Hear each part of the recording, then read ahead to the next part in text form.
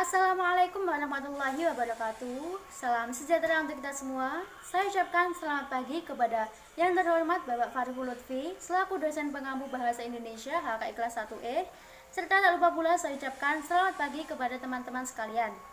Perkenalkan, nama saya Siti Lisa Indah Kumala Dewi dari kelompok 1 yang akan menjadi moderator pada presentasi kali ini. Pada kesempatan kali ini, kelompok kami akan mempresentasikan mengenai sejarah bahasa Indonesia serta perbandingan periodisasi perkembangan bahasa Indonesia. Sebelum itu, izinkan saya untuk memperkenalkan rekan-rekan saya yang akan menjadi pemateri pada presentasi kali ini. Yang pertama ada Reva Labibah, kemudian yang kedua ada Okta Muhammad Taufiki, dan yang ketiga ada Zulfa Cahyani. Baiklah teman-teman, untuk mempersingkat waktu, kepada pemateri-pemateri kita, waktu dan tempat dipersilahkan.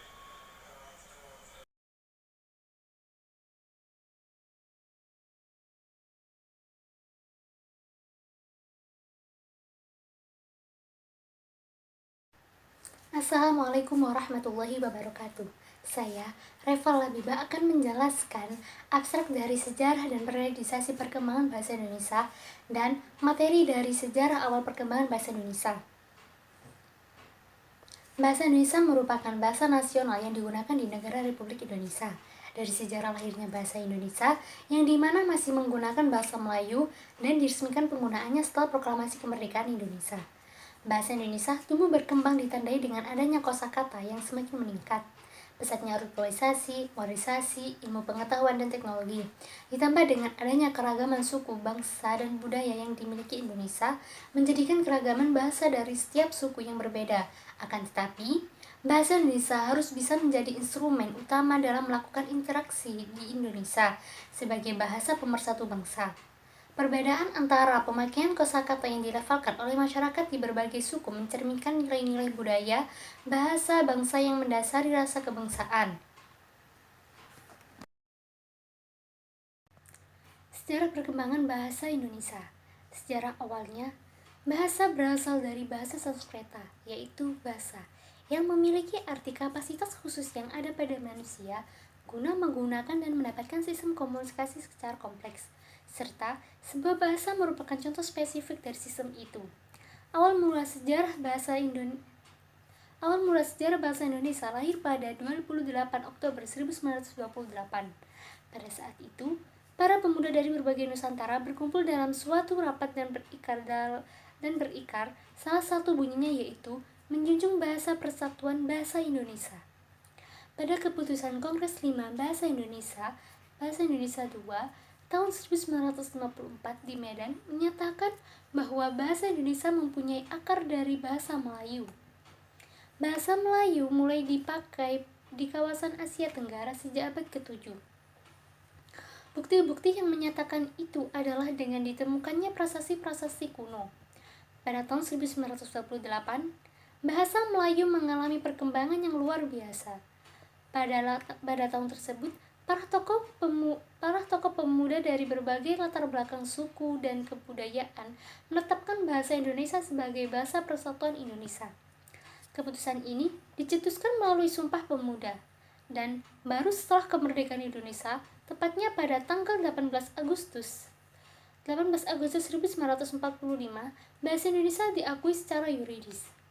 Sebuah bahasa Austronesia yang digunakan sebagai lingua franca atau bahasa pergaulan di Nusantara, kemungkinan sejak abad-abad awal penanggalan modern.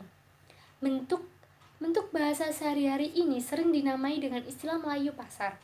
Jenis ini sangat lentur, sedap, sangat mudah dimengerti dan ekspresif. Bentuk yang lebih resminya disebut dengan Melayu tinggi yang pada masa lalu digunakan oleh kalangan keluarga kerajaan di sekitar Sumatera, Jawa, dan Semenanjung Malaya. Bentuk bahasa ini lebih sulit karena penggunaannya sangat halus, penuh sindiran, dan tidak seekspresif bahasa Melayu pasar. Sumber bahasa Indonesia. Sejarah tumbuh dan berkembangnya bahasa Indonesia tidak lepas dari bahasa Melayu, di mana bahasa Melayu sejak dahulu telah digunakan sebagai bahasa perantara atau lingua franca, atau bahasa pergaulan. Bahasa Melayu telah berfungsi sebagai 1. Kebudayaan yaitu bahasa buku-buku yang berisi aturan-aturan hidup dan sastra. 2. Bahasa berhubungan atau lingua franca antar suku di Indonesia. 3.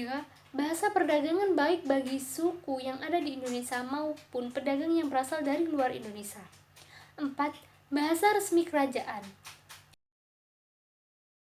Bahasa Indonesia diakui sebagai bahasa nasional pada saat Sumpah Pemuda tanggal 28 Oktober 1928. Penggunaan bahasa Melayu sebagai bahasa nasional merupakan usulan dari Muhammad Yamin, seorang politikus, sastrawan, dan ahli sejarah. Dalam pidatonya pada Kongres Nasional kedua di Jakarta, Muhammad Yamin mengatakan bahwa jika mengacu pada masa depan, bahasa-bahasa yang ada di Indonesia dan kesastraannya, hanya ada dua bahasa yang bisa diharapkan untuk menjadi bahasa persatuan, yaitu bahasa Jawa dan Melayu. Tapi dari dua bahasa itu, bahasa Melayu lah yang lambat laun akan menjadi bahasa pergaulan dan bahasa persatuan. Perkembangan bahasa Indonesia terus berjalan termasuk pada masa reformasi. Hal ini ditandai dengan munculnya bahasa pers atau bahasa media massa seperti bentuk jumlah singkatan kata yang terus bertambah dan jumlah penggunaan bahasa istilah asing yang semakin banyak. Sementara itu, dalam perkembangan bahasa juga terlihat bagaimana kedudukan dari bahasa Indonesia itu sendiri yang pada awalnya dikenal sebagai bahasa nasional serta bahasa pemersatu bangsa. Pada perkembangan berikutnya, lahirlah Ejaan Bahasa Indonesia atau EBI yang diterbitkan oleh Badan Pengembangan dan Pembinaan Bahasa, Kementerian Pendidikan dan Kebudayaan pada tahun 2016. Sebelumnya telah ditetapkan oleh Permendikbud Nomor 50 tahun 2015, Indonesia Pedoman Umum, Ejaan Bahasa Indonesia atau PUEBI. PUEBI inilah yang akan mendukung mahasiswa zaman sekarang ketika menyusun suatu karya tulis ilmiah untuk mengetahui penulisan kata yang berlaku sampai sekarang ini. Dengan beriringnya waktu, bahasa Indonesia tumbuh berkembang dengan ditandai adanya kosakata yang semakin meningkat, pesatnya arus globalisasi, modernisasi, ilmu pengetahuan dan teknologi, ditambah dengan keragaman suku, budaya bangsa yang dimiliki Indonesia, menjadikan Indonesia sebagai negeri yang mempunyai ragam bahasa dan istilah kosakata. Kosakata bahasa berpengaruh terhadap pemahaman dalam memaknai peristiwa pada media massa. Pemakaian segala bahasa di masing-masing suku bangsa yang berbeda melahirkan keragaman bahasa budaya bangsa yang dimiliki Indonesia dan disatukan oleh bahasa Indonesia yang menjadi bahasa pemersatu bangsa. Disampaikan terima kasih kepada rekan-rekan pemateri yang sudah memaparkan presentasinya dengan sangat baik. Untuk selanjutnya, untuk teman-teman yang sudah menyimak video presentasi dari rekan kami akan membuka sesi tanya-jawab pada forum grup diskusi. Sesi tanya-jawab ini akan dibagi menjadi 2 sesi, dengan setiap sesi akan diberi waktu 15 menit. Dan kami hanya akan menerima 3 pertanyaan di setiap sesinya. Jadi untuk teman-teman yang mungkin kurang paham atau ingin ditanyakan, bisa dipersiapkan ya pertanyaannya. Demikianlah presentasi dari kelompok kami. Terima kasih sudah menyimak presentasi dari kelompok kami.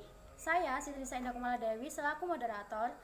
Memohon maaf apabila ada kekurangan maupun ada kesalahan tutur kata.